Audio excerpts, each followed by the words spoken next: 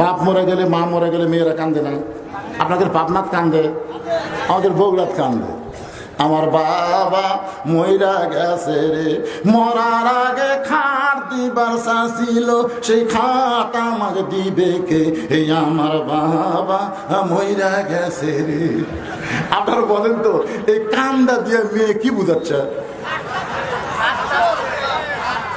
তখন বড় ভাই দৌড়া এসে বলতে যে কান্দিস না, কান্দিস না, যেই খাট বাবা দিবার চাইছিল সেই খাট আমি তোকে দেবো, কান্দিস না।